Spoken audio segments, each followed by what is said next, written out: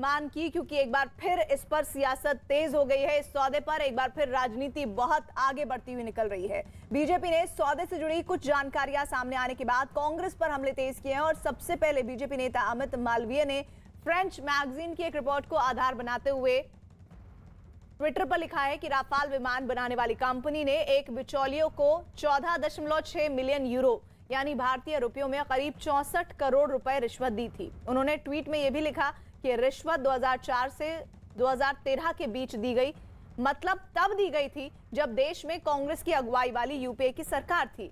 ये रिश्वत सुषेन गुप्ता के जरिए भारत में पहुंचाई गई थी। सुषेन गुप्ता वही कारोबारी है जिसे भारतीय जांच एजेंसियों ने गिरफ्तार किया था। सुषेन गुप्ता की गिरफ्तारी पहले अगुस्ता वेस्टलैंड सौदे की जांच के दौरान की गई थी। फ्रांस की मैगजीन मीडिया पार्ट के जिस आर्टिकल का जिक्र अमित मालवीय ने किया है उसमें यह भी दावा किया गया है कि भारत की जांच एजेंसियों को भी इसकी जानकारी है। और इसके बाद कांग्रेस नेता पवन खेड़ा ने भी राफाल के मुद्दे पर सरकार को घेरने की कोशिश की और इसे सबसे बड़ा घोटाला बताते हुए सरकार पर कई आरोप लगाए हैं, जिसका जवाब देने बीजेपी प्रवक्ता समित पात्रा सामने आए और कांग्रेस पर ही घोटाले का आरोप लगा दिया। तो लगातार जो जानकारियां सामने आ रही है उसमें press conference versus press conference हो रहा है। राफाल डील पर कांग्रेस के आरोप क्या है? राफाल के भ्रष्टाचार को सबसे बड़ा घोटाला उसने बताया। सीबीआई दफ्तर में तख्ता पलट का राफाल से क्या लेना देना, जांच की बजाय सीबीआई दफ्तर में रेड क्यों की गई, राफाल घोटाला सबसे बड़ा घोटाला है, ये कांग्रेस के आरोप है। सरकार ने राफाल विमान किसी टेंडर के खरीदे हैं। 526 करोड़ का विमान 1670 करोड़ रुपए में खरीदा गया।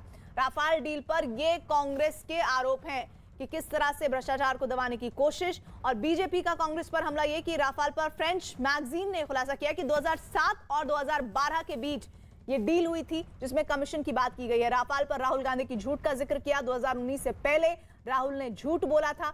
घोटाला किसी सरकार में हुआ था, ये अब पता चल चुका है, क्योंकि अब जो डेट्स हैं ईयर वाइज वो सामने आ गए हैं कि पूरा जो मामला है वो 2013 से पहले से का है। 2007 और 2012 के बीच ये घोटाला हुआ है। राफाल पर राहुल ने झूठ फैलाया है। और इधर कांग्रेस नेता पवन खेड़ा ने सरकार पर सुषेन गुप्ता से बैठक के आरोप लगाए हैं, जबकि बीजेपी ने कांग्रेस पर कमीशन लेने के आरोप लगा दिए। क्या आपकी पॉलिटिकल हाई कमांड से किसी की बैठक सुषेन गुप्ता ने कराई? इशारे तो तमाम यही हैं कि बैठक हुई है, तभी तो ये लीपापोती हो रही है, तभी तो सीबीआई डायरेक्टर को आधी रात को हटाया जाता है, तभी तो इतने कागज बरामद होने के बाद भी कोई कार्यवाही सुषेन गुप्ता पर नहीं होती इस प्रकरण। आज ये अतिशयोक्ति नहीं होगी कि अगर आईएनसी इंडियन नेशनल कांग्रेस को रीनेम किया जाए और कहा जाए कि आईएनसी का अर्थ इंडियन नेशनल कांग्रेस नहीं है, आईएनसी का अर्थ है I need commission. I need commission. बिना कमीशन के ये कुछ नहीं करते हैं। I need commission. Sonia Gandhi कहती है I need commission, Rahul Gandhi कहते हैं I need commission, Priyanka Vadra I need commission, Robert Vadra I need commission. ये आईएनसी मतलब आई नीड कमीशन। और ये सिलसिला कोई आज का नहीं है, जब से कांग्रेस पार्टी है तब से आई नीड कमीशन है। और इसके बाद कांग्रेस नेता पवन खेड़ा ने इसे राष्ट्रीय सुरक्षा का मामला बताया और जांच नहीं होने पर सवाल खड़े किए, जिसके बाद जवाब में बीजेपी नेता समित पात्रा ने कांग्रेस पर ही कमीशन लेने का आरोप लगा दिया। यह राष्ट्रीय सुरक्षा को खतरे में डालना राष्ट्रद्रोह और आधिकारिक गोपनीयता के अधिनियम का घोर उल्लंघन है, उससे कम कुछ भी नहीं।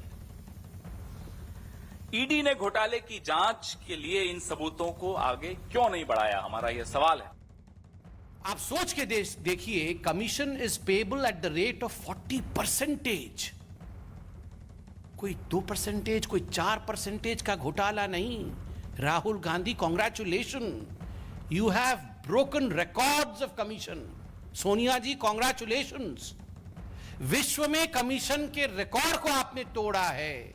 40% के रेट से हम कमीशन लेंगे, यह कमीशन की एग्रीमेंट है। और आप झूठ बोल रहे थे इतने सालों तक। उल्टा चोर कोतवाल को डांट रहा था, उल्टा चोर चौकीदार पे बरसे।